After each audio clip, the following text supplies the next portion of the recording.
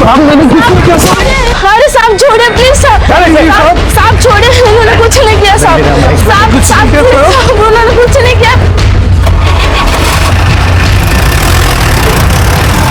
मैंने देखा वो गोविंद कंपाउंडर उस लड़के के साथ था साहब, और वो लड़के का हाथ कसकर पकड़ा हुआ था, और वो लड़की उसको जबरदस्ती छुड़ाने की कोशिश कर रही थी। मैं सच कह रहा हूँ साहब, मैंने उस लड़की को बचाने की कोशिश की थी। हमारे हॉस्पिटल की बदनामी हो जाती।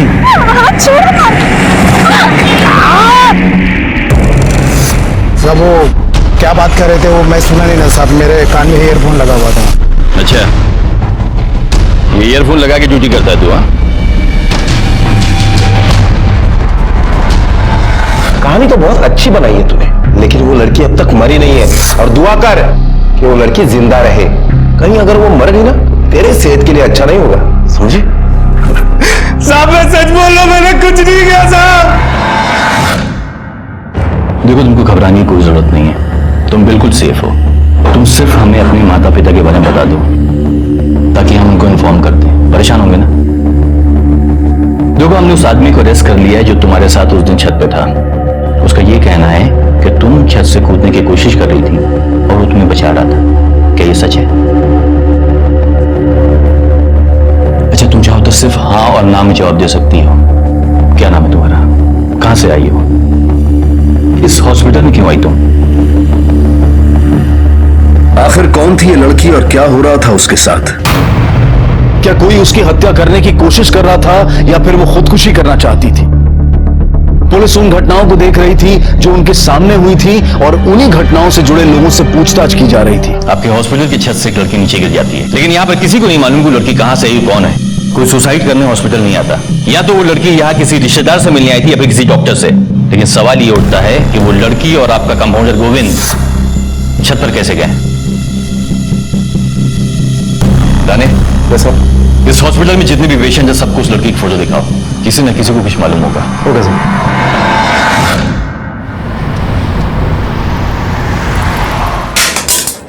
अरे ये क्या कर रही हो?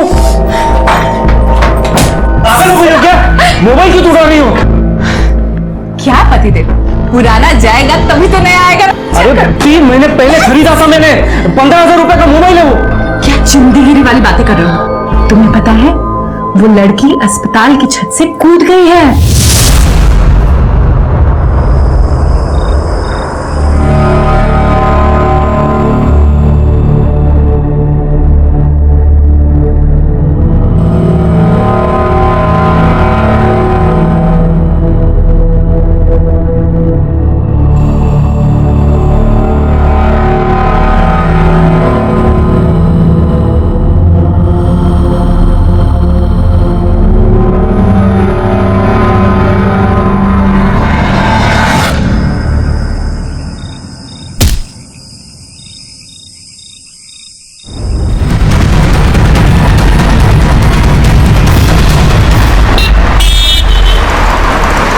सर ये देखिए, ये प्लास्टर के निशान और ये व्हील चेयर। ये प्लास्टर के निशान यहाँ से टेरेस तक गए हैं। कहीं ऐसा नहीं कि वो लड़की इस व्हील चेयर पर बैठकर खुद यहाँ पर आई और खुद को घसीटते हुए वो टेरेस पर गई और वहां से छलांग लगाकर उसने सुसाइड करने की कोशिश की? नहीं राने, ऐसा नहीं है। हो सकता है किसी ने ये निशान जानबूझ के बनाए हों ताकि उनको ये लगे कि हमें ये लगे, पुलिस को ये लगे कि वो लड़की अपने आप चल के गई है टेरेस पे, उसके बाद में वहां से उसने जंप मार दिया, वो सुसाइड किया। लेकिन ऐसा है नहीं हकीकत में। Quite possible sir. उस लड़की के पैर में प्लास्टर है, अपने आप वो छत पे नहीं जा सकती। कोई जबरदस्ती यहाँ पर आया, हॉस्पिटल में आया, उसको खींचता हुआ छत पे लेके गया और वहां से उसको धक्का दे दिया। और ये सारी चीजें आपकी मौजूदगी में हुई। लेकिन सर वो छत पे कैसे गई वो मुझे पता नहीं पड़ा। लेकिन सर आप यकीन कीजिए, इसमें हमारा कोई भी स्टाफ इन्वॉल्व नहीं है। ऐसी नीच हरकत आपके स्टाफ का एक आदमी अगर कर सकता तो मेरा शक किसी में भी जाएगा। याद रखिएगा। राणे चला।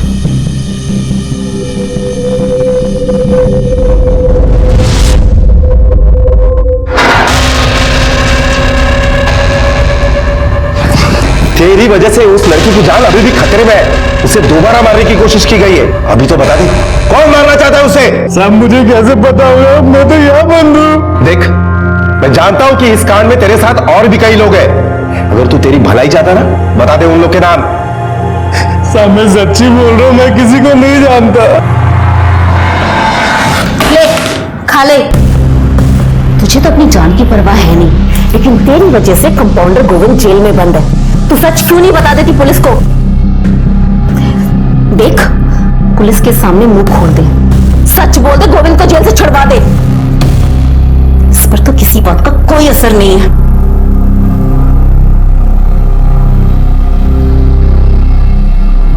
लड़की की पहचान अब तक पेशेंट नंबर 1087 बनी हुई थी और लड़की की चुप्पी ने इस केस को बेहद मुश्किल बना दिया था। पुलिस की सारी जांच पेशेंट नंबर 1087 और हॉस्पिटल से जुड़े लोगों के बीच में घूम रही थी, लेकिन कहीं और एक क्राइम और हुआ था और उसका इस लड़की से क्या संबंध था, अब तक इसकी पुलिस को कोई खबर नहीं थी। अरे रुकिए, कहाँ जा रहे हैं आप लोग? सब वो रचना से मिलना साहब। कौन रचना? वो जिसका फोटो डाला बाहर में आप लोगों ने। साहब वो हमारा बेटी है, वो से मिलना साहब हमको। देखिए आप लोग ऐसा नहीं मिल सकते, मुझे मेरी साहब से बात करनी होगी। अरे अपनी बेटी से मिलने के लिए आपके साहब की इजाजत लेनी पड़ेगी? हाँ देखिए आप लोग समझने की कोशिश कीजिए, मैं साहब से बात कर लेता हूँ, फिर आप मिल लीजिए। एक मिनट में बात कर लेता हूँ। Hello sir.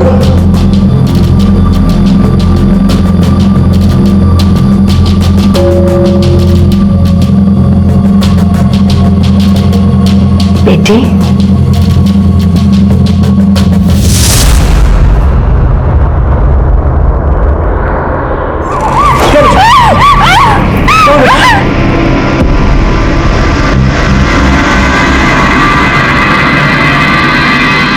सर वो दो लोग जो खुद को इस लड़की के माँ बाप बता रहे थे, उनमें से जो औरत थी उसका मुंह इस लड़की ने नोच लिया सर, और उसके बाद वो दोनों भाग गए।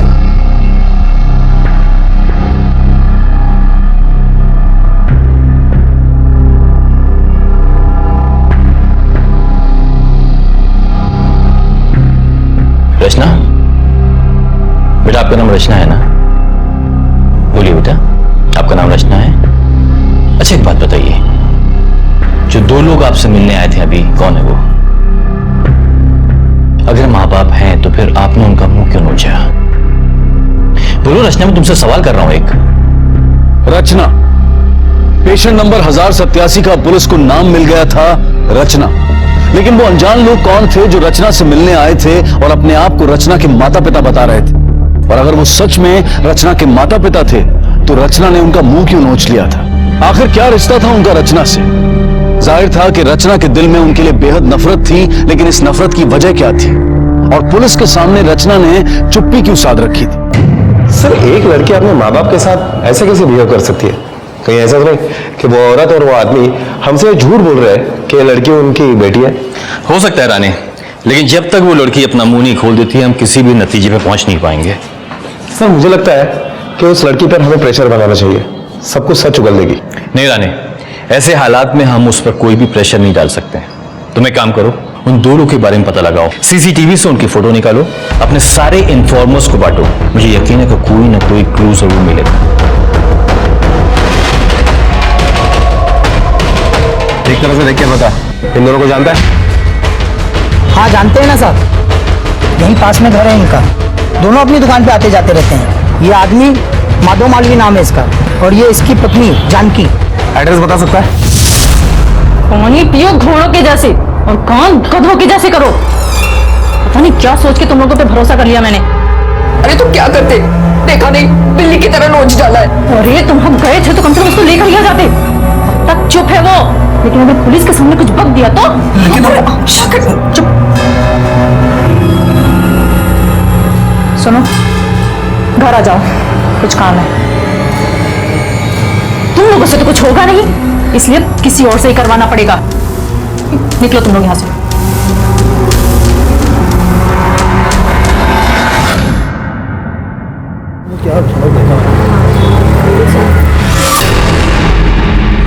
भाई साहब हम लोग गलत आ गए हैं, आप लेफ्ट ले लो आगे से, लेफ्ट।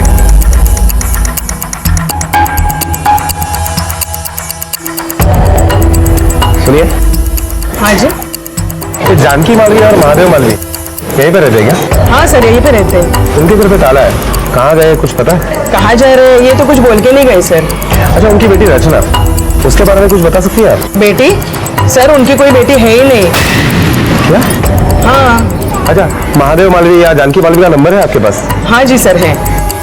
सर, इनके घर पे तो ताला है और एक बात पता चली है कि रचना के माँ बाप है नहीं और पुलिस से बचने के लिए ये लोग फरार हो गए। तुम एक काम करो, उनकी फोन टैप करो, पूरी डिटेल निकालो, कब और किससे बात करते हैं, मुझे पूरी रिपोर्ट चाहिए। Okay sir. ये लड़की तेरे हॉस्पिटल में है, बड़ी सख्त जान, चाहे नहीं रही। मतलब आप मुझे इसका... तू बिल्कुल सही समझ रहा है। इसके जीवन की ज्योति जो कि अखंड होती जा रही है, उसको बुझा दे। ये ले 30,000 रुपए, बाकी के काम होने के बाद लेकर जाना। ठीक है।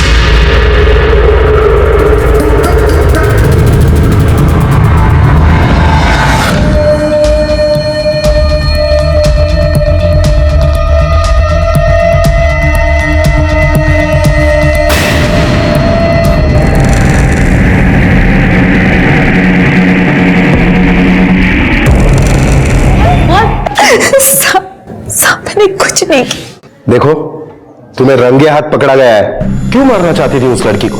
अब भी सच बताओ, वरना ये मैडम है ना। साहब, मैं एकदम सच बोल रही हूँ। मैं उसे सिर्फ वहां डराने गई थी।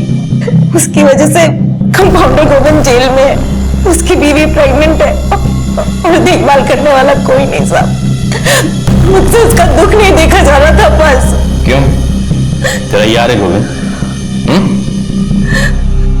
बगैर कोई कहानी बताए सिर्फ ये बता दे कि तुम दोनों ने मिलकर रचना को मारने की कोशिश क्यों की?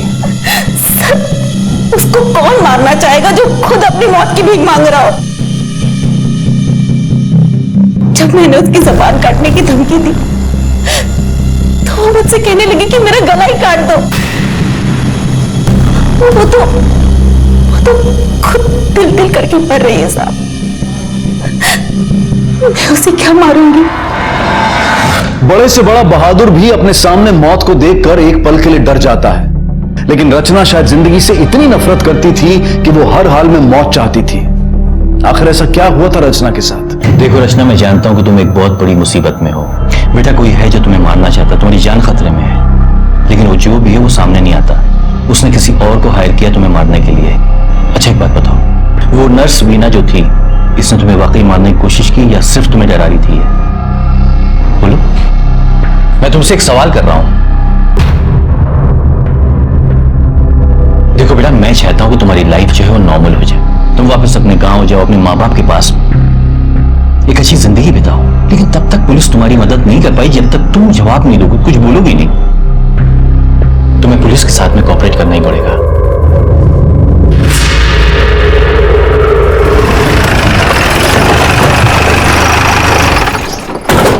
सर, ये रचना तो कुछ भी नहीं बोल रही है। रहा सर, ये नर्स का काम करने वाली वीना, उसके बारे में आपकी क्या राय है? रानी, ये कंपाउंडर गोविंद हो गया, फिर या नर्स वीना और ये कपल क्या नाम है इसका? जानकी और महादेव। ये सब सिर्फ प्यादे हैं, ये सिर्फ प्यादे। ये असली गेम तो कोई और खेल रहा है, लेकिन ये छोटी छोटी कड़ियां जिनको जोड़कर हम असली गुनहगार तक पहुंच पाएंगे, उसका गिरेबान पकड़ पाएंगे। याद रखना। सर, माधव और जानकी जो रचना के माँ बाप बनकर आए थे, उनकी कॉल डिटेल्स आ गई। कुछ पता चला? सर, डिटेल्स में तो ऐसा कुछ खास नहीं मिला है, लेकिन एक नंबर मिला है गोरखपुर का, जिसमें अक्सर इन लोगों की बात होती रहती है। और 13 नवंबर को इनकी आखिरी बार बात हुई थी। 13 नवंबर को? रानी, तुम एक काम करो, गोरखपुर चले जाओ, पता करो कि नंबर किसका, साथ में ये भी पता करो कि ये नंबर के साथ में इस केस का क्या संबंध। ये मुंबई पुलिस से है, ये आपसे कुछ पूछताछ करने के लिए आए हैं। इस फोटो पे जो दो लोग हैं, क्या जानते हैं आप उन्हें? सर, ये तो मेरे भैया भाभी हैं। आप इनकी फोटो क्यों दिखा रहे हैं? क्या बात है सर? और ये फोटो देखिए, इस फोटो में जो लड़की है, क्या पहचानते हैं आप इसे? नहीं पहचानते इसे। गौर से देखिए, पहचानने की कोशिश कीजिए। हमने कहा ना साहब, इसे हम नहीं जानते। सर, इनके लिए ये मर गई है, पर क्या हुआ है इसे? ये हमारी बच्ची रचना है, इसे क्या हुआ है सर? इसके सर में पट्टी क्यों बंधी है? देखिए, ये लड़की मुंबई के एक हॉस्पिटल में एडमिट है। 2 बार इसकी जान जाते जाते बच गई है। कैसे माँ बाप है आप? अपनी बेटी की खबर लेने की भी कोशिश नहीं की आप लोगों ने? वो हमारी बेटी तब तक थी जब तक वो इस घर के दहलीज के अंदर थी। जिस दिन से वो इस घर के दहलीज से बाहर गई है, समर के साथ भागकर, हमारे लिए वो मर चुकी है। अब वो जिए या मरे उससे हमें कोई मतलब नहीं है। हम उसका शकल भी देखना नहीं चाहते। देखिए, आप लोग सहयोग करें या ना करें, लेकिन पुलिस को तो अपना काम करना ही पड़ेगा। फिलहाल तो आप लोगों को मेरे कुछ सवालों को जवाब देने पड़ेंगे। ये रचना के मामा मामी उसके झूठे माँ बाप बनकर हॉस्पिटल में घुसे थे, और उसके बाद ऐसा क्यों किया उसने? सर, रचना तो अपनी मामा मामी से बहुत प्यार करती है, फिर वो अपने मामी का मुंह कैसे नोच सकती है? अरे नहीं साहब, इसके भैया भाभी है ही मक्कार। पैसों के लिए तो वो किसी को भी धोखा दे सकते हैं। रचना के साथ भी उन्होंने कोई ना कोई धोखा जरूर किया होगा। अच्छा, जिस लड़के के साथ रचना भागी थी, क्या नाम है उसका? समर, कहाँ रहता है? साहब, मैं समर का पिता हूं। पर बात क्या है साहब? आपका बेटा समर है कहाँ? अब वो तो 13 तारीख से ही गायब है। बुझवानी, हमने भी सुना है कि वो रचना के साथ कहीं भाग गया है। वो रचना के साथ नहीं है, बल्कि रचना तो मुंबई के एक हॉस्पिटल में कई दिनों से एडमिट है। 2 बार मरते मरते बची है वो। अब उसने सुसाइड करने की कोशिश की या कोई उसे मारना चाहता है, ये अब तक पता नहीं चला। 100% जान लेने की कोशिश की होगी इसने। इतने यकीन से कैसे कह सकते हो? साहब, उसको उस लड़की से कोई प्यार वार नहीं था। उसका मतलब पूरा हुआ और छोड़कर चला गया होगा, और बेचारी लड़की सदमा झेल नहीं पाई, इसलिए जान लेने की कोशिश की होगी इसने। तुम अपने भाई के बारे में ऐसे कैसे बोल सकते हो? नहीं नहीं साहब, मेरा बेटा किसी लड़की को धोखा नहीं दे सकता है।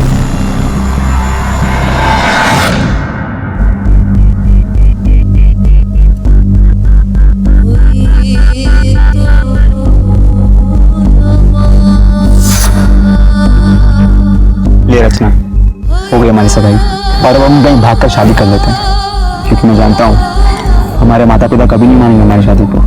सच बताऊं समर, मेरा सिर्फ भाग के शादी करने का मन नहीं है। भागना तो पड़ेगा ही रचना, वरना जब कूद जाते हैं यहाँ पे साथ में। दोबारा ऐसे मत बोलना। अगर तुम ऐसे मेरे होठों पे हाथ रखती रही तो मेरा बार बार बोलने का मन करेगा।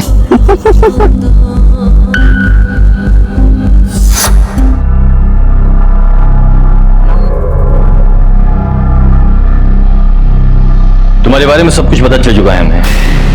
नाम रचना मालवी, तुम्हारे माता पिता का नाम श्याम मालवी और नंदिनी मालवी। देखो, सब कुछ जानते हैं हम तुम्हारे बारे में।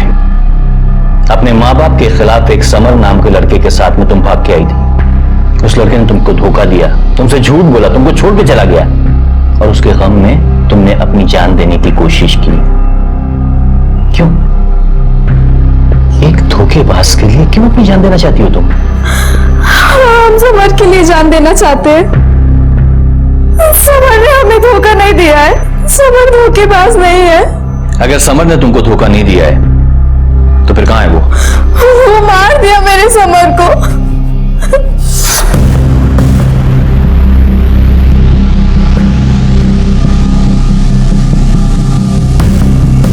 भाई साहब, आपके फोन से कॉल कर सकते हो?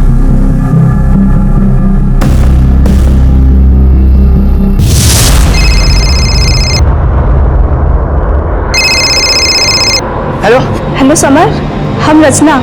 हाँ रचना, कहाँ हो तुम? अरे तुम्हारे मामा मामी ने हमें धोखा दिया है। किसने मारा? तुम्हारे मामा मामी ने तुम्हें धोखा क्यों दिया? देखो बेटा, तुम्हें सब कुछ बताना पड़ेगा पुलिस को। तुम चाहती हो ना कि समर के कातिल को सजा मिले? तुम्हें कोऑपरेट करना पुलिस के साथ में, सब कुछ बताना पड़ेगा।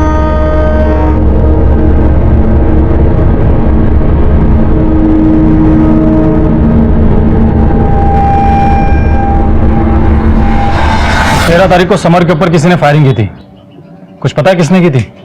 सब हमें नहीं, पूरा गांव को पता है। साहब, 30 सालों से हमारे पास बंदूक है, लेकिन उस दिन पहली बार गोली चलाई, लेकिन समर को मारने के लिए नहीं साहब, उसे धमकाने के लिए। तो उस दिन तुम्हारी गोली से समर बच गया था? फायर तो किया था मैंने, पर गुस्से में था साहब। 13 तारीख को जब मुंबई से उसके मामा मामी ने बताया कि रचना भागकर मुंबई गई, तो मैंने सोचा कि इसमें भी समर का ही हाथ होगा।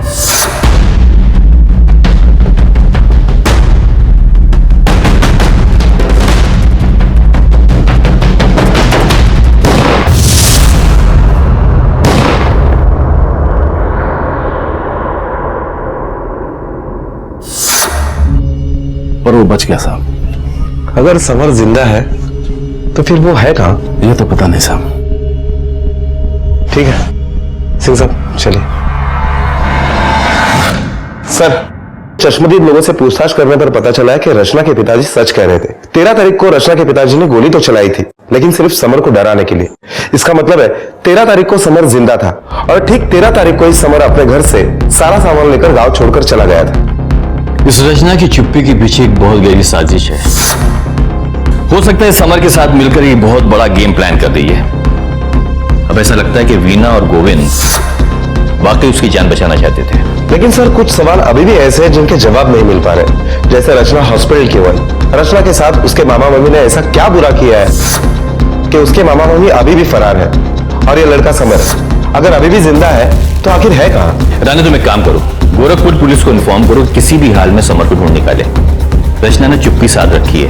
एक बार ये लड़का हमारे हाथ लग गया ना और हमने इस पर जोर डाला तो जरूर सच उगल देगा। Okay sir.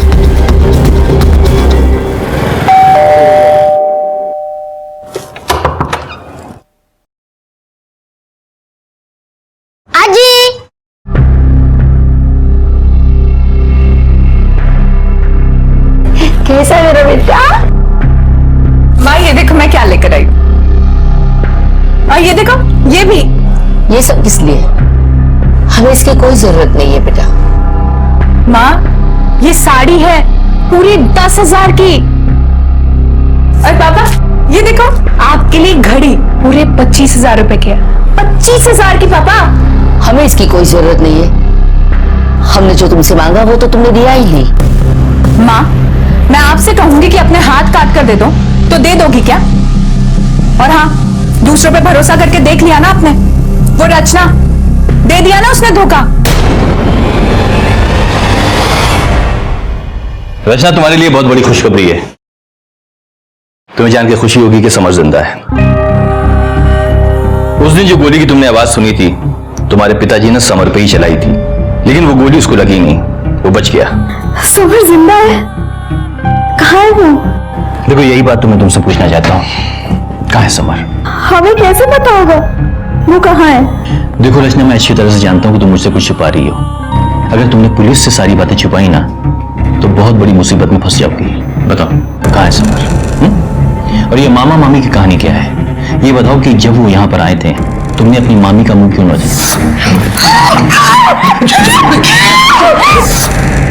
समर सच में जिंदा है ना?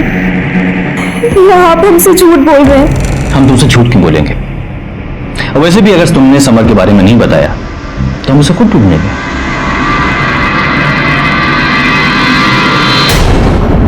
रचना के लिए जिंदगी का दूसरा नाम समर था। जब उसे इस बात का एहसास हुआ कि समर की हत्या की जा चुकी है तब उसके लिए भी जीने की कोई वजह नहीं बची थी। लेकिन अब जब उसे इस बात पर यकीन हो गया था कि समर जिंदा है तो उसके अंदर भी जीने की चाह जाग उठी थी। लेकिन रचना को अब भी पुलिस पर पूरा यकीन नहीं था, इसलिए वो पुलिस को अपने बारे में सब कुछ बताने को तैयार नहीं थी।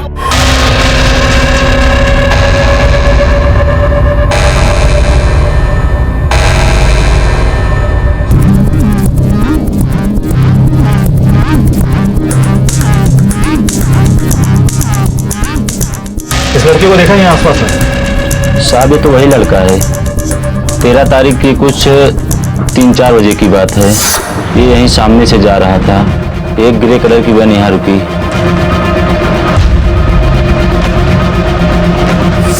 तो जब ये सब तुम्हारी आंखों के सामने हुआ तो तुमने पुलिस में शिकायत क्यों नहीं की? साहब डर गए थे। अभी आपने पूछा तो बता दिया।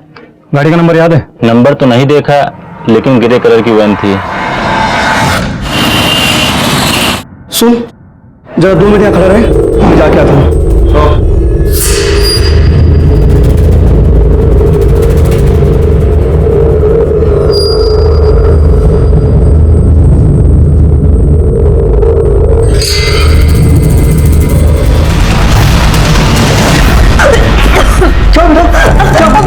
कभी हमने हमारे किसी ने जान लेने की कोशिश किया। कौन था वो? यहाँ का बहुत पहले भी देखा है उसे।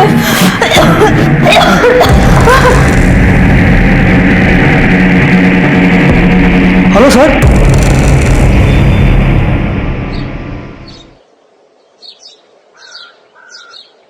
सकती है जिसका फोटो आपने हमें भेजा था। डॉक्टर साहब, लाश तो समर की ही है। इसकी पोस्टमार्टम रिपोर्ट के मुताबिक इसके सर पर किसी रॉड जैसी चीज से 4 बार हमला किया गया और इसकी मौत भी उसी वजह से हुई है। मौत का वक्त है 13 तारीख को तकरीबन 3 से 5 के बीच। 13 तारीख की कुछ 3-4 बजे की बात है। 13 तारीख को इसको किडनैप किया गया था। मिश्रा, मुंबई पुलिस को खबर कर दो और इसके घर वालों को भी बता दो ताकि वो इसका अंतिम संस्कार कर सके। Yes sir.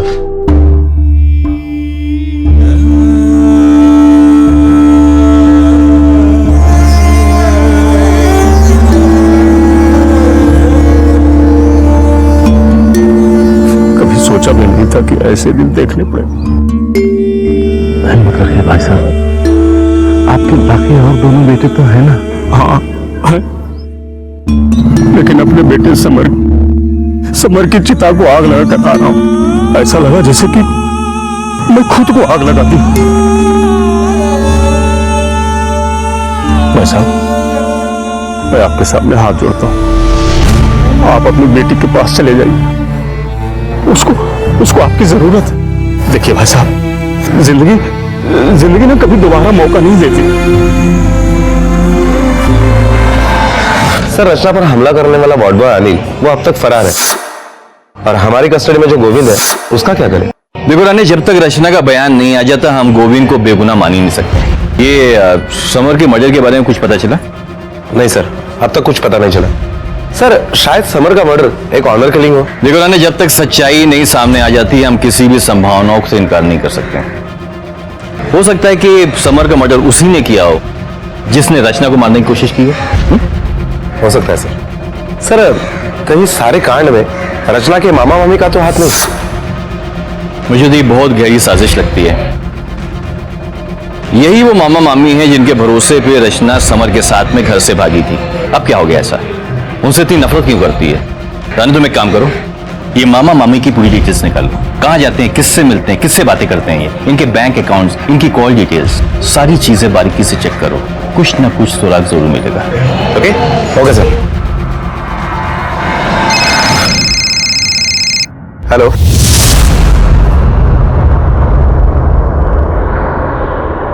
ऐसे क्या हो गया कि जैसे तुम लोग यहां पर पहुंचे रचना यहां से गायब हो गई? नहीं साहब, पर जब हम लोग यहाँ पहुंचे तो रचना बहुत खुश नजर आ रही थी, हंस हंस कर अच्छे से बात कर रही थी साहब। हम लोगों ने आपस में बैठ के गिले शिकवे भी दूर कर लिए थे। लेकिन जब हम लोगों ने उसे समर के मर्डर के बारे में बताया, वो एकदम बदहवास सी हो गई थी साहब। हम लोगों ने उसके मन को शांत करने के लिए बाहर वाले मंदिर के पास में लेकर गए। अरे रचना किधर है? अरे रचना कहाँ गई? रचना रचना सर, मेरी रचना पता नहीं कहाँ चली गई सर। एक बात मुझे समझ में नहीं आती कि माँ बाप का प्यार एकदम से कैसे उमड़ आया। अचानक आप लोग मुंबई आ गए और आप दोनों के आते ही रचना यहाँ से गायब हो गई। सर, आप एक माँ की ममता पे शक कर रहे हैं? क्यों ना करें, मैंने पहले भी कई माओं को देखा है ममता का गला घोटते हुए। अगर रचना के गायब होने में तुम दोनों का हाथ हुआ तो मुझसे बुरा कोई नहीं होगा, याद रखना। चला। क्यों रखा हमें यहाँ पे? जाना है, जाने दो हमें।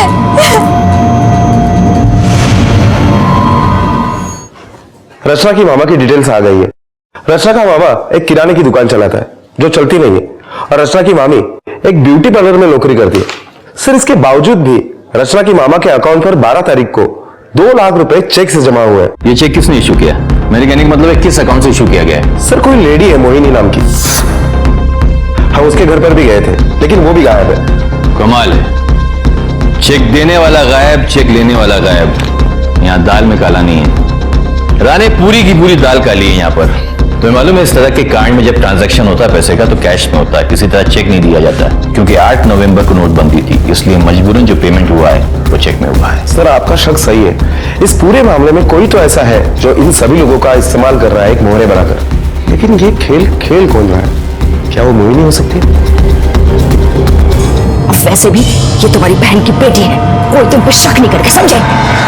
गोविंद, इस फोटो पे जो औरत है उसको ठीक तरह से देख और याद करने की कोशिश कर कि इस औरत को कहीं देखा है तुम्हें?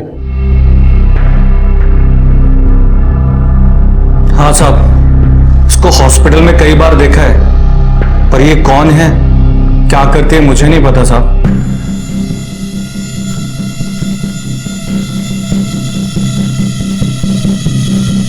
सर ये देखिए, 13 तारीख को मोहिनी हॉस्पिटल में तो आई थी, रिसेप्शन पर भी गई और उसके बाद वो इस कपल के पास गई। उसके साथ ये कपल कौन है? रानी, तुम एक काम करो, हॉस्पिटल से डिटेल निकालो, इस कपल के बारे में पता करो और ये भी पता करो कि ये कपल मोहिनी के साथ में हॉस्पिटल क्यों गया था। Okay sir. मिस्टर जोशी, इस लड़की का नाम है रचना और ये है मोहिनी। इन दोनों को जानते हैं आप? जी नहीं। जी नहीं, हम तो नहीं जानते। माँ, पुलिस से झूठ क्यों बोल रही है? अगर आप ऐसा करोगी तो आप पापा को और मुश्किल में डाल दोगे। वैसे भी पापा की दोनों किडनीज फेल है और ऐसे में अगर उन्हें जेल जाना पड़ा तो कैसे रहेंगे वहां पे? हाँ हाँ, इनके दोनों किडनीज फेल है। इंस्पेक्टर साहब, अपनी जान बचाने के लिए मुझे एक डोनर की जरूरत है, लेकिन मेरी ये बेटी सिमी, इसने मुझे अपनी किडनी देने से साफ मना कर दिया। मेरी किडनी है, मेरी मर्जी है, नहीं देना मुझे। अच्छा, तो तुझे सिर्फ मेरी प्रॉपर्टी चाहिए? हाँ? एक मिनट, आपके आपसी झगड़े जो है वो बाद में निपटाइएगा। मैं सिर्फ आपसे ये सवाल करना चाहता हूँ कि आप मोहिनी से क्यों मिले थे? दरअसल मोहिनी ने खुद हमें कांटेक्ट किया था, कह रही थी कि वो किडनी का इंतजाम कर सकती है, 15 लाख लगेंगे और रचना को भी वही लेकर आई थी कहीं बाहर। उसी ने सारे टेस्ट कराए हमारे। 13 तारीख को वही हमें यहाँ से हॉस्पिटल ले गई थी ऑपरेशन के लिए, लेकिन बाद में हमें पता चला कि जो लड़की मुझे किडनी देने वाली थी वो हॉस्पिटल के छत से कूद गई थी।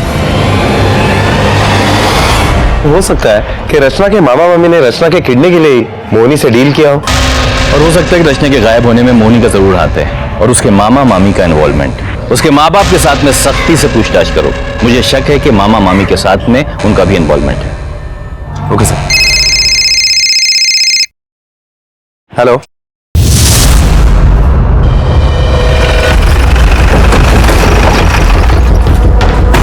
तेरी बीवी कहाँ है? साहब वो भाग गई साहब। सच कह रहा है? हाँ हाँ साहब। रानी, इसको हॉस्पिटल लेके जाओ। चलो। साहब, हमें पैसे की बहुत जरूरत थी। हम वो मोहिनी को जानते थे, हम उसको बताए तो बोली कि उसको किडनी की जरूरत है और साहब वो किडनी के लिए 5 लाख रुपए तक देने को तैयार थी और उस समय रचना मुंबई में थी। देखो रचना, तुम्हारे माँ बाप ने तुमको यहाँ पर इसलिए भेजा है ताकि तुम समर से ना मिल सको, लेकिन हम समर से तुम्हारी शादी करवा सकते हैं, पर बदले में तुम क्या करोगे? क्या करना होगा मुझे मामा जी? क्या क्या कर सकते हो तुम? समर के लिए मैं अपनी जान भी दे सकती हूँ। अपनी एक किडनी दे सकती हो? सर, रचना बहुत भोली है, वो हमारी बात मान गई और फिर मोहिनी ने उसके सारे टेस्ट करवाए और 13 तारीख को उसको अस्पताल में बुलाया किडनी ट्रांसप्लांट के लिए। लेकिन साहब फिर फोन पर रचना ने गोली की आवाज सुनी और साथ में समर की चीख भी सुनी। उसको लगा कि समर को किसी ने मार दिया। फिर साहब वो अस्पताल की छत पर गई और वहां से कूद गई। वो तो बच गया, लेकिन बाद में किसी ने उसका मर्डर कर दिया। सच सच बता, तू भी उस मर्डर में शामिल था? नहीं सर, नहीं। फिर कौन था? हमको नहीं पता सर। तूने ही रचना को मंदिर से गायब कराया था? हाँ साहब, रचना को मैंने और मेरी पत्नी जानकी ने गायब किया था सर। देखो रचना, ये बात तो क्लियर है कि हॉस्पिटल की छत से पहली बार तुम खुद से कूदी थी। अब सिर्फ हम ये जानना चाहते हैं कि दूसरी बार तुम खुद से कूदी या फिर कोई? हाँ सर, पहली बार भी मैं खुद से ही कूदी थी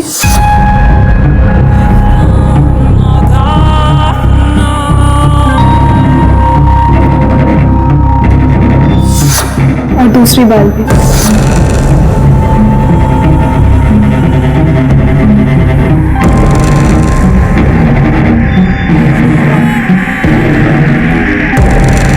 ना कंपाउंडर गोविंद ने मुझे मारने की कोशिश की, ना नर्स वीना ने।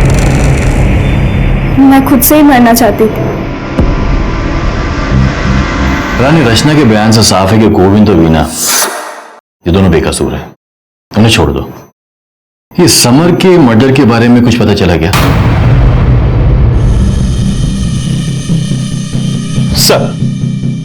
सर गोरखपुर में 174 ग्रे कलर की वैन है, जिनमें से 111 टूरिस्ट व्हीकल में चलती है। 13 तारीख को वैसी एक ग्रे कलर की वैन गांव के 2 लड़कों ने किराए पे ली थी सिटी ट्रैवल्स वाले से। कौन थे वो दोनों? सर वो दोनों समर के बड़े भाई थे।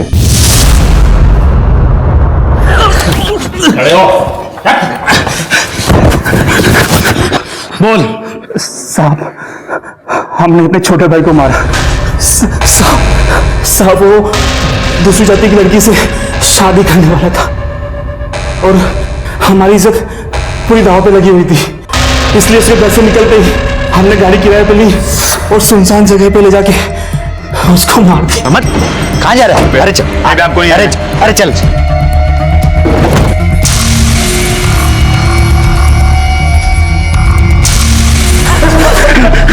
सिर्फ इतनी सी बात के लिए तुमने अपने भाई को मार डाला। एक बार भी नहीं सोचा तुम्हारे माँ बाप पर क्या बीतेगी। 3 बेटे होने के बाद भी अब उन्हें पूरी जिंदगी बेऔलाद होकर गुजारनी पड़ेगी।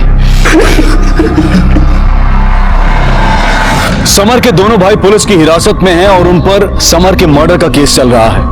रचना की मामी जानकी और किडनी रैकेट चलाने वाली मोहिनी यादव दोनों अब भी फरार हैं और पुलिस उनकी तलाश में जुटी हुई है। लेकिन यह तय है कि आज नहीं तो कल दोनों पकड़े ही जाएंगे, जबकि रचना के मामा और किडनी रैकेट से जुड़े सभी लोगों पर केस चल रहा है। लेकिन आज के दौर में इंसानी रिश्तों को यह क्या होता जा रहा है? क्या नफरत, अहम और स्वार्थ इतने ताकतवर हो गए हैं कि उसके सामने खून के रिश्ते भी कमजोर बन गए हैं? लेकिन यह सोचने की जरूरत है कि रिश्ते, परिवार, समाज ये सब जिंदगी को और बेहतर बनाने के लिए बनाए गए थे, ना कि जिंदगी और इच्छाओं का दमन करने के लिए। शायद आज के समय में यह जरूरत है कि हम फिर से अपने मूल्यों का आकलन करें। देखते हैं हमारे आज के एपिसोड की दूसरी कहानी।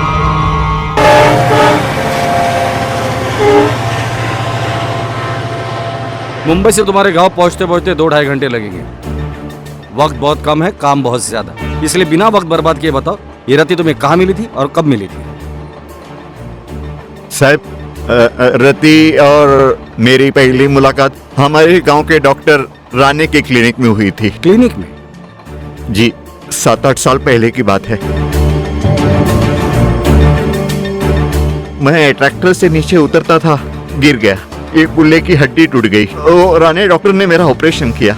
अभी चेकिंग के लिए आना पड़ता है महीने 2 महीने में। डॉक्टर हो यार, धीरे से दर्द हो रहा है ना। अरे घबराए मत सरपंच जी, भला हो अपनी गांव की मिट्टी का, हवा का और जो घी आपने खाया है, ये तो मामूली मोच है, कुछ दिनों में सही हो जाएगा। अब घबराए मत, मैं कुछ दवाई लिख के देता हूँ, है ना? घबराइए मत, तुम्हारा क्या जाता है डॉक्टर? तो फिर मैं चलता हूँ। हाँ, अरे सुनिए, अभी आप निकल सकते हैं, लेकिन 4-5 दिन कंटिन्यूअसली आपको यहाँ आना होगा, सिकाई और मालिश के लिए, और कुछ एक्सरसाइज भी बता दूंगा, वो करते रहना। रति जी, ये जरा दवाई निकाल के देना डिस्पेंसरी से, और इनकी सिकाई और मालिश कराती रहना, है ना? और कुछ एक्सरसाइज भी बता दूंगा, वो भी कराती रहना, है ना? जा। डॉक्टर। हाँ जी। ये रति है, हमारे यहाँ काम करती है, बेचारी अनाथ है। आज से ये आपका ख्याल रखेगी, आप बिल्कुल परेशान मत हो, आपका बहुत सही हो जाएगा, है ना? हाँ जी जी। साहब, रति सीरत और सूरत से बहुत अच्छी लड़की थी। उसके दिन रात सेवा करने से ही मैं ये लंगड़ते हुए भी चल सकता हूँ, हाँ, वरना नहीं चलता था।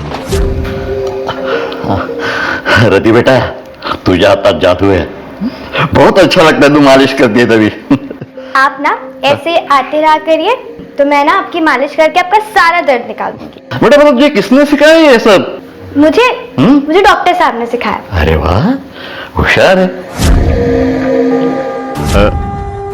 उसके पहले मैं उससे जानता तक नहीं था, लेकिन जब भी वो सामने आती थी तो एक ऐसा लगाव मन में उत्पन्न होता था। ऐसा लगने लगा कि नहीं, ये अपनी कोई बेटी जैसी है।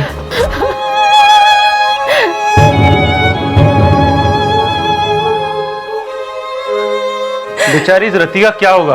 अब कौन संभालेगा इस बेचारी को? हम संभालेंगे इसको, चलो रे। अरे चलो बिगाड़ा इस बच्ची ने तुम्हारा? बिगाड़ना नहीं है, इसको सवारने के लिए लेके जा रहा हूँ। अरे भाई कौन हो आप लोग, कहाँ से आए हो? कौन हो तुम? क्यों बीच में बोल रहे है? कौन लगता है इसका? भाई है? बाप है? कौन है तू इसका? घर ले जाकर अपनी बीवी से क्या कहेगा? बहन है? रखेल है? सरपंच होने का इतना फायदा मत उठाओ। लगती क्या है ये तुम्हारी? बेटी है वो मेरी। याद रखना, मेरे घर के बहू बेटी पर नजर भी डाली ना, तेरा हुक्का पानी बंद कर दूंगा। चल निकल, चल चल चल चल माझ्या पोरीला रख। हे बा, घबरू नको, रो मत। ये बाप तेरा जिंदा है बेटा, मात्र मैं हूं ना। ये है मेरा छोटा सा घर। यहाँ तुझे बिल्कुल अरे नहीं दादा, मैं अरे मैंने बोला छोड़।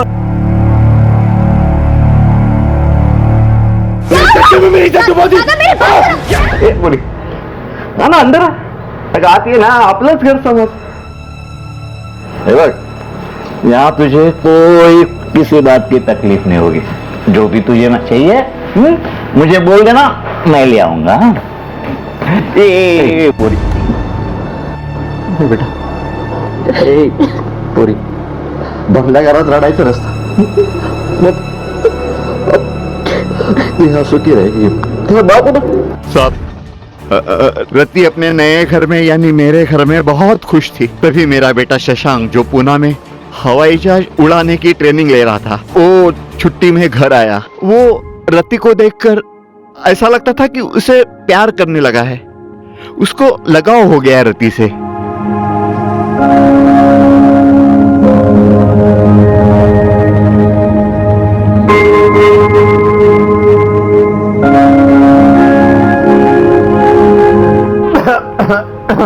अरे बाबा, आप कब आए?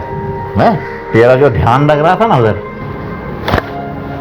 तभी आया। शशा, अपना घर कैसा एकदम स्वच्छा टॉप टिप सुंदर लग रहा है ना? तेरी आई लगती थी वैसा? बहुत अच्छा, बहुत अच्छा ना। लेकिन बेटा, ये बहुत अच्छा 4 दिन की चांदनी और अंधेरी रात, बस। कुठे अंधेरा है बाबा? कुठेच नाही, तू जा, आम्ही बोलतोय। क्यों बाबा? देख, रति बड़ी हो चुकी, उसके लिए रिश्ते आने लगे हैं। कभी ना कभी उसकी शादी करनी ही पड़ेगी, और फिर वो किसी और के घर की लक्ष्मी बन जाएगी। यहाँ फिर वही अंधेरा, वही खाली खोखलापन। शशा, ये घर का अंधेरा तू दूर कर सकता है। कैसे बाबा? देख, अगर रति तुझे पसंद है तो मैं तुम दोनों की शादी करवा दूंगा। हाँ? ठीक है, अगर आप कह रहे हैं और इस घर को वापस घर बनाना है तो कर लेता हूँ। क्या बोला? हाँ, कर लेता हूँ। शशांक के फ्लाइंग कोर्स को पूरा होने में 2 महीने थे, इसलिए मैंने सोचा कि शादी धूमधाम से नहीं करूंगा, क्योंकि उसका असर उसके पढ़ाई पर पड़ सकता था। फिर मैंने दोनों को भगवान के सामने खड़ा किया और माला डलवा दी, और घर में ही शादी कर दी उन दोनों की। सोचा था शशांक की नौकरी लग जाएगी तो पूरे गांव को न्योता दूंगा, लेकिन इंसान के सब सपने कहाँ पूरे होते हैं साहब। घर में खुशियों की बजाय मातम ने पैर फैलाने शुरू कर दिए साहब। ये तुम्हारे ऊपर बहुत अच्छी लगेगी। ये तो हो गया मेरा गिफ्ट, तुम्हारा गिफ्ट। मासा गिफ्ट का है? जैसे आज तुम बहुत खूबसूरत लग रही हो। चलो मेरा गिफ्ट दो।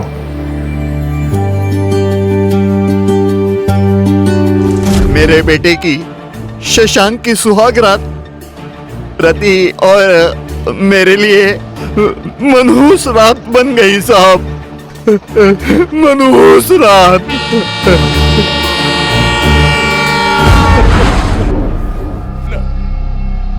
जवाब कर दो। अरे नहीं दादा, मैं अरे मैंने बोला छोड़।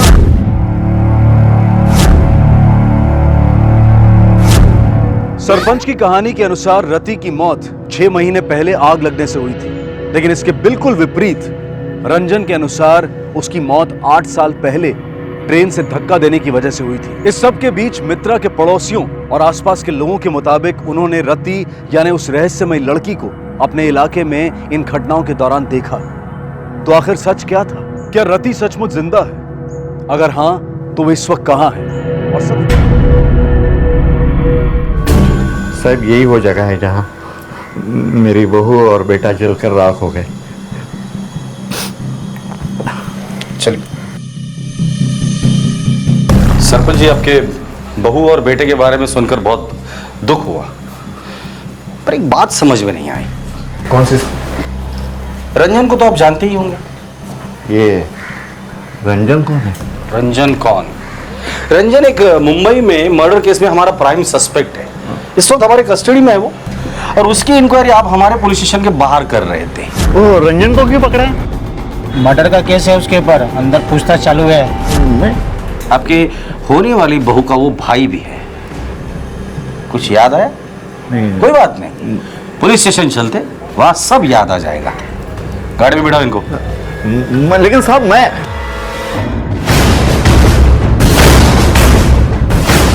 मात्रे इन्हें लगा हम यहाँ पिकनिक मनाने आ रहे हैं, तो रास्ता काटने के लिए इन्होंने एक कहानी हमें सुनाई।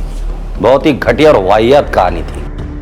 रंजन को आपने नहीं पहचाना, कोई बात नहीं, लेकिन रति को पहचान कर आपने गलती की। अब सच क्या है वो तो हम बाहर निकाल के ही रहेंगे, और वो भी आपके जरिए। साहब क्या माता विश्वास ठेवा, वाकई में किसी रंजन मिंजन को नहीं जानता।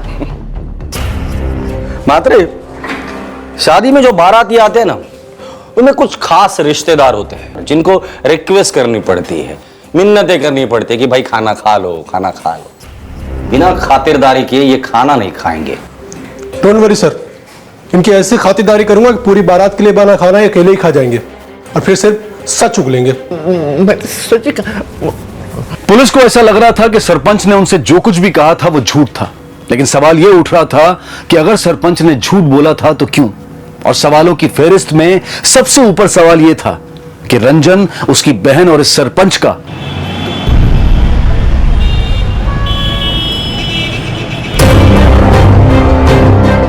गाड़ी रोको ना सर, जाना है। क्या हुआ?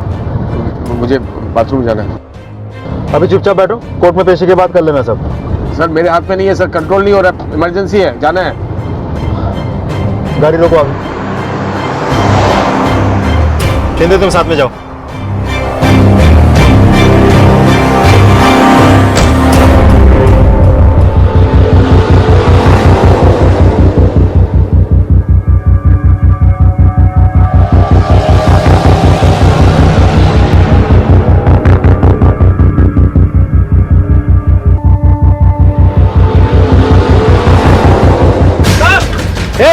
शिंदे रोको उसे।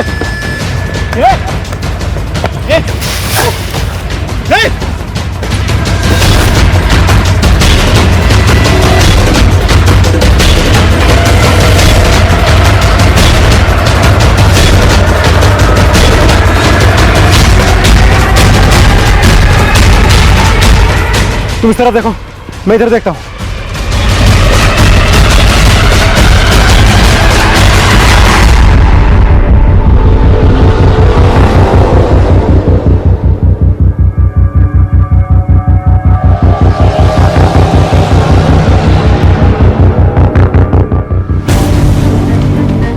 रति?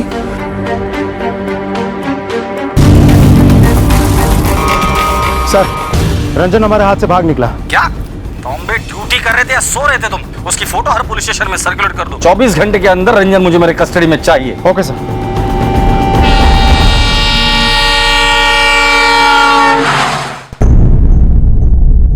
देखो, तुम समझने की कोशिश करो, मुझे ये काम अभी करना है। तुम जल्दी मेरे घर आओ। ओके ठीक है, उस लीड को फॉलो करो तुम। तांबे को पलक से रिलेटेड कोई लिंक मिली है? ये लो प्रॉपर्टी के पेपर्स, अच्छे से चेक कर लो और जल्द से जल्द मेरे अकाउंट में पैसे ट्रांसफर कर दो, मुझे बहुत ज़रूरत है। अभी एडवांस दे देता हूँ।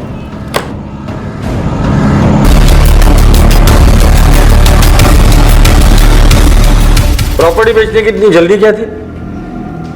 क्योंकि सर मुझे वो घर मनहूस लगने लगा था, इसलिए मैंने सोचा कि यहाँ की सारी प्रॉपर्टी बेचकर मैं कहीं और शिफ्ट हो जाऊं। कहा रंजन के साथ? नहीं सर, मेरा उससे कोई कांटेक्ट नहीं है और ना ही कोई रिश्ता है। जिससे तुम इतना टूट कर प्यार करती थी, अपनी बहन से झगड़ा करती थी, उसके लिए इतनी नफरत? तुम्हें कैसे पता? सर अगर ऐसा नहीं है तो वो आपकी कस्टडी से क्यों भागा?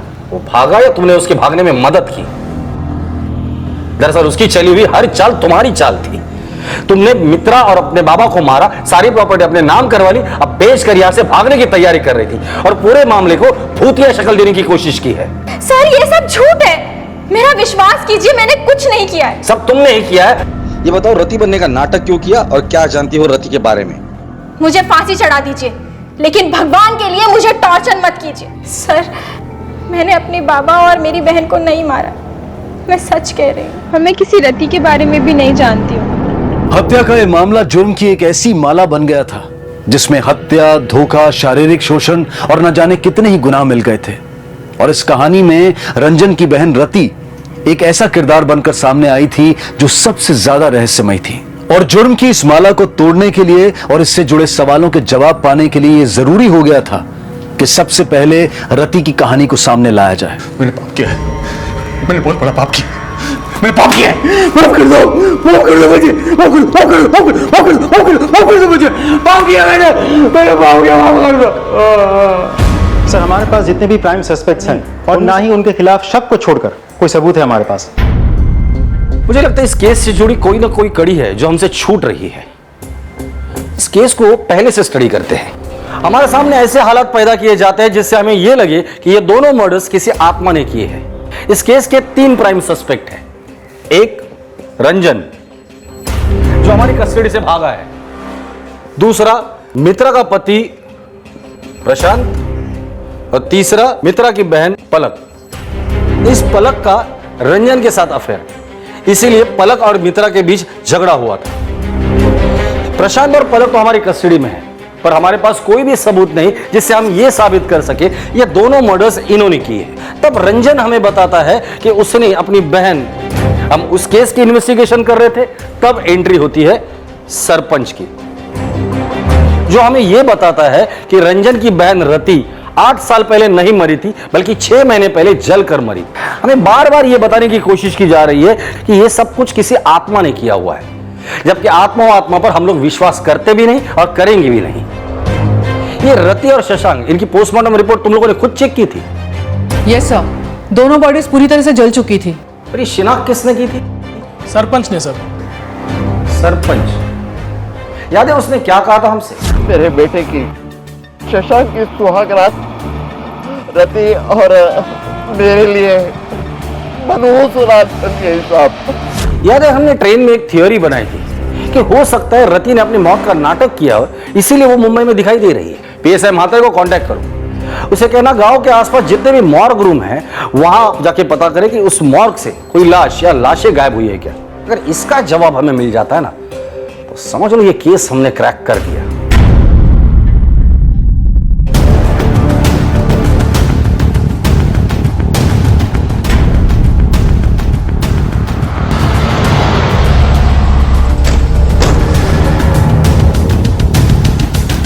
इस केस को देखिए, आप में से किसी ने इसको देखा है? सब बिलीवर्स सर, हमने इसे नहीं देखा है। ध्यान से देखिए, आप लोगों में से किसी ने इसको देखा है? लड़की को तो नहीं सर, लेकिन एक और लड़की को उस अंकल के साथ देखा था। किसकी बात कर रहे हो तुम? उसी बूढ़े अंकल के, जिसे 1-2 बार वो लड़की लेकर आया करती थी। लड़की की शक्ल याद है? नहीं सर, शक्ल तो ठीक से याद नहीं है। जिस गाड़ी से वो लोग आए थे, गाड़ी का नंबर याद है? नहीं सर। सीसीटीवी कैमरास तो होंगे? हाँ सर, सीसीटीवी लगाओ। फुटेज दिखाइए। आइए सर, मैं आपको दिखाता हूँ। चलिए, पॉज कीजिए।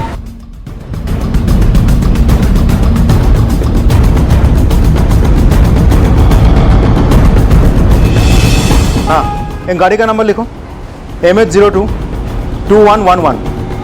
मुझे इस गाड़ी की सारी डिटेल्स चाहिए। सर, एक लीड मिली है। एक लड़की को सरपंच के साथ उसी लॉज में देखा गया है जहां वो ठहरा हुआ था। और इंटरेस्टिंग बात यह है कि उसका फ्लैट मित्रा के फ्लैट के एरिया में ही है। नाम क्या है उसका? जी, मेरा ही नाम सीमा पवार है। मैं भी उसी गांव से हूँ। मेरे पिताजी और सरपंच अंकल दोनों बहुत अच्छे दोस्त हैं। वो जब यहाँ पे ट्रीटमेंट करवाने के लिए आए थे तो मैंने ही उनकी हेल्प की थी, क्योंकि इससे पहले वो मुंबई कभी नहीं आए थे। स्केच को देखिए, आप जानती हैं इस लड़की को? जी सर, मैंने इसे देखा है। उस दिन उनके साथ ये भी थी। आपसे कुछ पूछताछ करना। अरे कितनी बार पूछताछ करना है? जब देखो पूछताछ करना है। मैंने पहले भी आपसे यही कहता और अब भी वही कह रहा हूं, रति मेरी होने वाली बहू थी जो अब मर चुकी है। सरपंच जी, ये तांबे है ना, इसे झूठ बोलने वाले लोग बिल्कुल पसंद नहीं है और उम्र का लिहाज वो बिल्कुल नहीं करता, बड़ी बेरहमी से मारता है। आपका रिमांड मेरा बयान बदल सकती है या नहीं? कोशिश तो करो।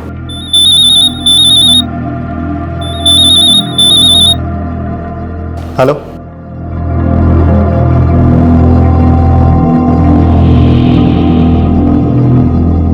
सरपंच, ये खुशखबरी है आपके लिए। गांव के जिस मॉर्ग से आपने एक लाश खरीदी थी ना, उसे लोकल पुलिस ने पकड़ लिया है। हड्डी पसली एक की है, जेल में बैठ के रो रहा है। अब फैसला आपका, सच बोलना है या हड्डी पसली तोड़ दूं?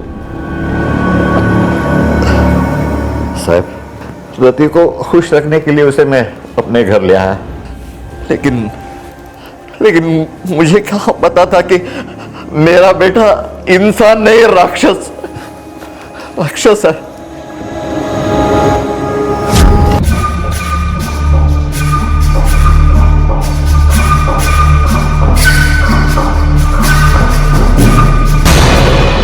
जी, कुछ चाहिए आपको? प्यास लगी। ठीक है, मैं पानी लेकर आती हूँ। पानी की नहीं, तेरी प्यास लगी। तू मिल जाएगी तो मेरी प्यास भी बुझ जाएगी। छोड़ो मुझे, छोड़ो मेरा हाथ, छोड़ो, छोड़िए। मेरी प्यास बुझा दे, उसके बाद छोड़ दूंगा। शशांक, बाबा, और मुझे माफ कर दीजिए। माफी? इसको माफी नहीं, तुझे इसका प्रायश्चित करना होगा। इसके साथ शादी करनी होगी तुझे। नहीं बाबा, ये क्या बोल रहे हो आप? मैं इससे कोई शादी वादी नहीं करने वाला हूँ, और वैसे भी ये मेरे टाइप की नहीं है। टाइप वाले, वाह रे वाह। जब तूने इसका हाथ पकड़ा तभी ने सोचा तेरे टाइप की है क्या नहीं? एक बात कान खोल के सुन ले, इससे तुझे शादी करनी होगी, वरना मेरी दौलत का एक फुट्टी कौड़ी भी तुझे नहीं मिलेगी। तू ये भूल जा, तेरा कोई बाप था, समझा? ठीक है बाबा, अगर आप मेरी गलती की यही सजा देना चाहते हैं, ठीक है। अपना फ्लाइंग कोर्स खत्म करने के बाद इस लड़की से शादी करने के लिए तैयार हूं। कर्मचाऱ्यांना अटक, सोल्यामा फटकवलं पाहिजे। लाच मागतायत, गरिबांची कामं। बाबा, बाबा, मुझे आपसे बहुत जरूरी बात करनी है। आओ ना, आ, बैठ बैठ बैठ बैठ, बोल। बाबा, मैं आपसे एक सच बताना चाहती हूँ। बोल बेटा, कौन सा सच? वो सच जो आप जानने के बाद शायद मुझे अपने घर की बहू कभी स्वीकार नहीं करेंगे बाबा।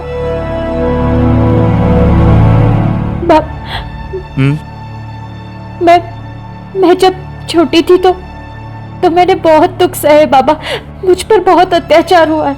हाँ। बचपन में मामा ने मुझसे जबरदस्ती करने की कोशिश की और फिर नासिक में लल्लन ने। यहाँ जब मैं आपसे मिली तो उम्मीद की एक किरण दिखाई दी, लेकिन जिस डॉक्टर ने मुझे बचाया था वही। जैसे तूने सरपंच जी की सेवा और इलाज किया है ना, वैसे मैं चाहता हूँ कि तू मेरी भी सेवा और इलाज कर। डॉक्टर साहब, लेकिन उन्हें तो चोट लगी थी ना, आपको तो कहीं भी चोट नहीं लगी है। चोट? क्या किया आपने? आज से मैं तेरा मरीज और तू मेरी डॉक्टर। सेवा में कोई कमी नहीं आनी चाहिए, समझ? सुनिए, खोलिए, ऐसा पाप मत कीजिए, वो बच्चे हैं। हाँ, वही दवाई लेते रहना। मेरी बात तो कभी सुनते नहीं। एक कितनी बार समझाया तुम्हें? लो, भुगतो। पेट से है ये। क्या बक रही है? सच कह रही हूँ। चल हट, चल मेरे साथ, चल नहीं, चल मेरे साथ। जा रही हूँ। सुनो सुमंदा, चाय पिला दे जल्दी।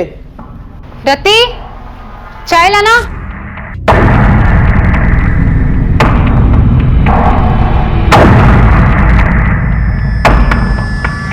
ए,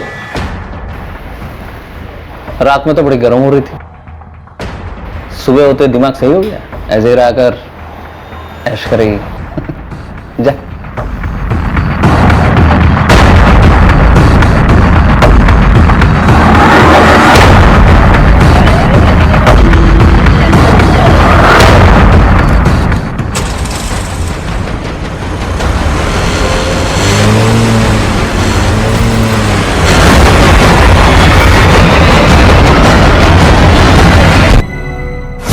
बाबा, अब बताइए, हाँ? क्या इतना सब कुछ होने के बाद अभी भी आप मुझे अपने घर की बहू स्वीकार करेंगे? मेरी एक बात ध्यान देकर सुन, ये बात तुझे किसी को भी बोलनी नहीं है, शशांक को भी नहीं। नहीं पापा, जो हुआ सो भूल गया। और तेरी कसम खा के मैं कहता हूँ, शशांक की शादी मैं तेरे से ही करूंगा। बेटा तुम मेरे घर की बहू बनेगी। साहब, मैंने वही किया जो मुझे ठीक लगा, लेकिन कुछ भी हो, इस सब में मैंने अपने एकुलता एक बेटा खो दिया साहब। वो कैसे?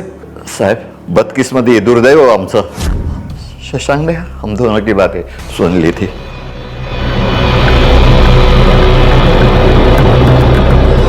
वो इस बात का फायदा उठाना चाहता था।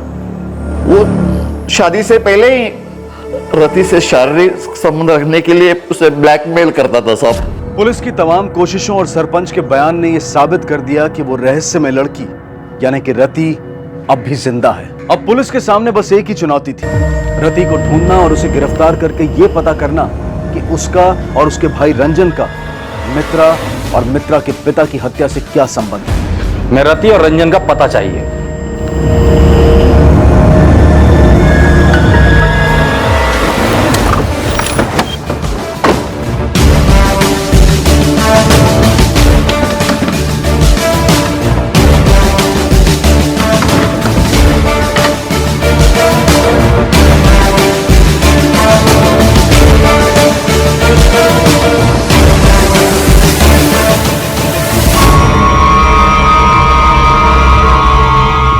अब तक बहुत कहानियां सुनाई तुम लोगों ने, अब कहानी नहीं सुनूंगा, सिर्फ सच सुनना है।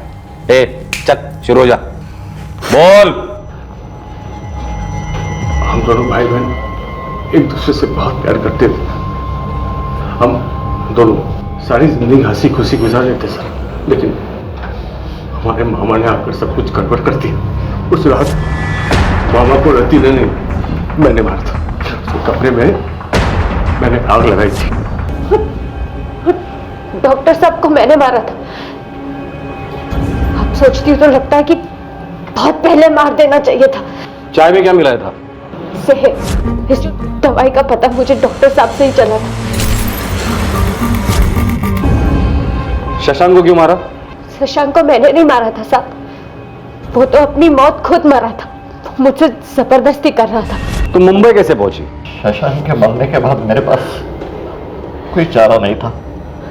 ये मुर्गी बिना कुछ करे दुख पे दुख भोगे जा रही थी। सब वो केयर टेकर को बहुत मैंने दारू पिलाई, कुछ पैसे दिए और लाश खरीद ली। लाश को घर ले आया और शशांक के साथ फिर से जला दिया। और मैंने गाँव वालों से कह दिया कि आग में शशांक और मेरी बहू जल के हो गए साहब। सरपंच काका ने मेरा मुंबई में रहने का इंतजाम करवा लिया था। तब एक दिन अखबार में मैंने मित्रा के किए कारनामों पर एक लेख पढ़ा था, उसमें दादा की फोटो भी छपी थी। दादा, दादा, मैं जिंदा हूँ दादा। दादा, मैं आ रही हूँ आपके पास। दादा ने कहा था कि मित्रा उनसे उनकी मरी हुई बहन यानी कि मुझसे बातें करवाती थी। मैं ये सोचकर दंग रह गई थी साहब कि मेरे जिंदा होते हुए वो मेरी आत्मा से दादा को कैसे बात करवा सकती है। तब मैंने दादा से मिलने का फैसला किया और मैं मुंबई आ गई सरपंच काका के साथ। वैसे भी सरपंच काका को मुंबई अपने इलाज के लिए आना ही था। यहाँ पर हम आए और सीमा से मिले। इत्तेफाक से सीमा का घर मित्रा के घर के पास ही था। मुझे जैसे ही मौका मिला मैं दादा से मिलने चली गई।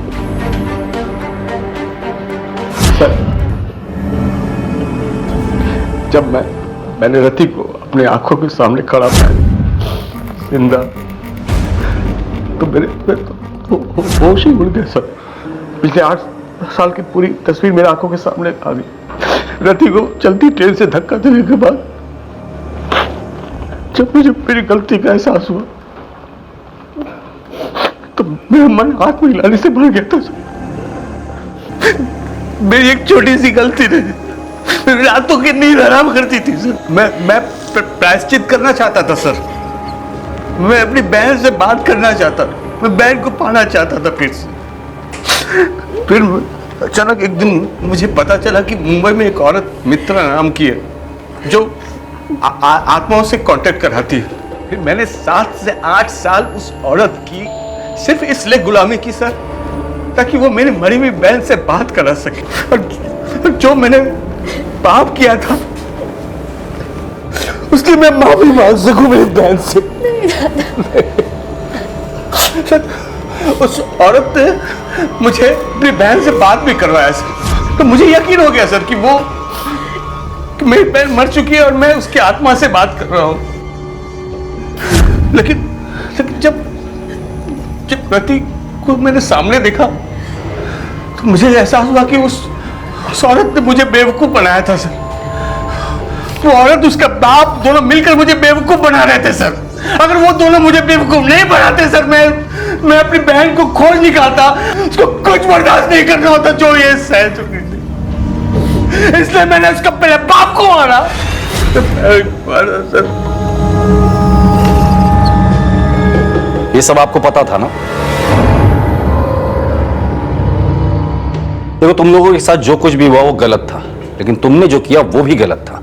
लेकिन कानून हाथ में लेने के बजाय तुम अगर पुलिस के पास आते तो पुलिस तुम लोगों की जरूर मदद करती। और अगर तुम पुलिस के पास जाते तो बाकी की जिंदगी तुम अपने बहन के साथ हंसी खुशी गुजार सकते थे। वो अपनी जिंदगी जेल के सलाखों के पीछे बिताना।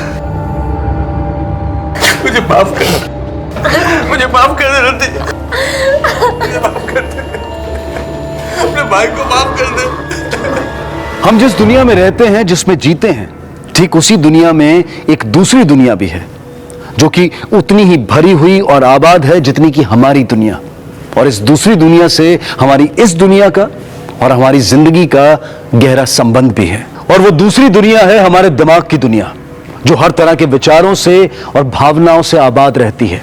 अच्छे विचार, बुरे विचार, शक, लालच और इंसानी सोच से जुड़ी हर भावना हमारी इस दिमागी दुनिया में रहती है और लगातार हमारी जिंदगी को प्रभावित भी करती रहती है। अगर विचार और भावनाएं सकारात्मक हैं, सही हैं, तो उनके प्रभाव भी सकारात्मक और अच्छे ही होते हैं। लेकिन अगर विचार गलत या दूषित हैं तो उसका प्रभाव हमारी जिंदगी को भी दूषित कर देता है और कई मामलों में बर्बाद भी, जैसा कि मित्रा, रंजन, प्रशांत और इस कहानी के अन्य किरदारों के साथ हुआ। इन सब की सबसे बड़ी गलती यह थी कि इन्होंने अपने दिमाग में उठने वाले गलत करने के विचार के सामने हथियार डाल दिए और उसी गलत विचार ने इनकी जिंदगी तबाह कर दी। हत्याओं की इन गुत्थियों को सुलझा लिया गया, लेकिन रंजन अपने अपराध बोध का सामना नहीं कर पाया और अपना मानसिक संतुलन खो बैठा और उसका इलाज इस वक्त एक मानसिक चिकित्सालय में चल रहा है। रति पर अदालत में केस फाइल कर दिया गया है, जिसमें उसकी पैरवी के लिए एक एनजीओ ने उसकी मदद की पेशकश की है।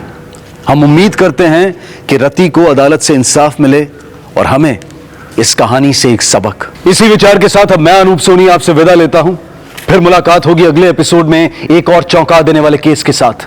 तब तक अपना और अपने परिवार का ख्याल रखें और देखते रहें क्राइम पेट्रोल डायल 100। सबक एक को, सीख हम सबको। जय हिंद। इस तरह के और भी एपिसोड देखने के लिए हमारे चैनल को सब्सक्राइब करें और बेल आइकन दबाना ना भूलें।